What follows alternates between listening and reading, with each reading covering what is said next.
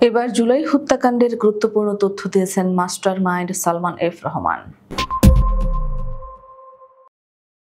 বৈষম্যবিরোধী ছাত্র জনতার আন্দোলনে রাজধানীর যাত্রাবাড়ী থানা এলাকায় আমিন নামের এক কিশোরকে গুলি করে হত্যার মামলায় রিমান্ডে গুরুত্বপূর্ণ তথ্য দিয়েছেন সাবেক প্রধানমন্ত্রী শেখ হাসিনার বাণিজ্য উপদেষ্টা সালমান এফ রহমান। শুক্রবার রিমান্ড শেষে তাকে ঢাকার চিফ মেট্রোপলিটন ম্যাজিস্ট্রেট আদালতে হাজির করা হয়। এরপর মামলার তদন্তকারী কর্মকর্তা ডিবি পুলিশের এসআই জাহিদুল ইসলাম তাকে কারাগারে আটক রাখার আবেদন করেন। আবেদনে মামলার তদন্তকারী কর্মকর্তা জাহিদুল ইসলাম বলেন, মামলার ঘটনা সংক্রান্ত হাইকোর্টের নির্দেশনা মোতাবেক সালমান এফ রহমানকে ব্যাপক জিজ্ঞাসাবাদ করি। জিজ্ঞাসাবাদে তার কাছ থেকে মামলার ঘটনার বিষয়ে গুরুত্বপূর্ণ তথ্য পাওয়া গেছে। তার দেওয়া তথ্যগুলো মামলার সুষ্ঠু তদন্ত ও ন্যায় বিচারের স্বার্থে মামলা তদন্তকালে যাচাই বাছাই করা হবে। মামলার তদন্ত অব্যাহত রয়েছে। তদন্ত সমাপ্ত না হওয়া পর্যন্ত তাকে জেল হাজতে আটক রাখা একান্ত প্রয়োজন। আসামি জামিনে মুক্তি পেলে মামলার তদন্তে ব্যাঘাত ঘটাতে পারে। এর আগে গত 27 জানুয়ারি এই মামলায় তার 3 দিনের রিমান্ড মঞ্জুর করেন ঢাকার মেট্রোপলিটন ম্যাজিস্ট্রেট মোহাম্মদ সাইফুজ্জামান।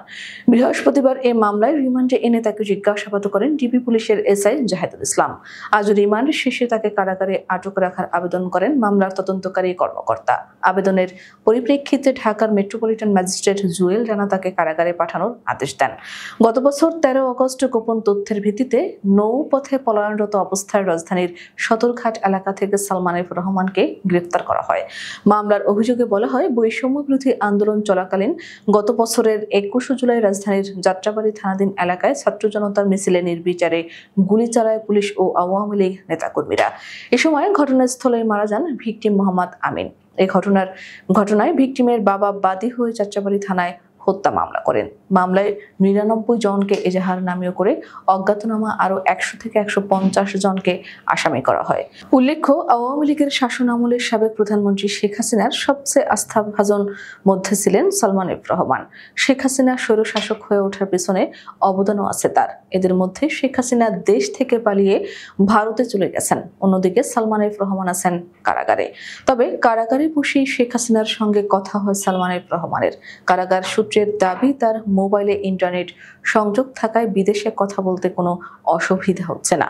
তবে কারা কর্তৃপক্ষ বলছে, কারাগারের ভেতর থেকে মোবাইল ফোনে কথা বলার কোনো সুযোগ নেই। তাকে যেখানে বন্দী রাখা হয়েছে সেখানে জ্যামার বসানো আছে।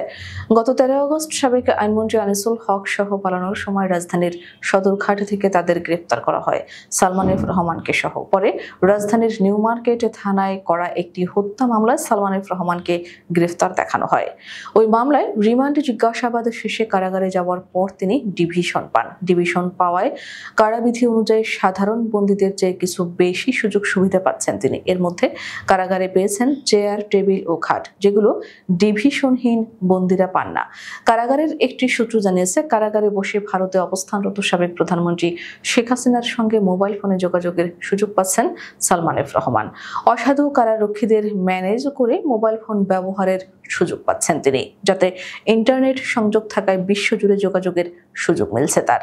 আর এই যোগাযোগের মাধ্যমে দেশের বিরুদ্ধে ষড়যন্ত্র করছেন তিনি।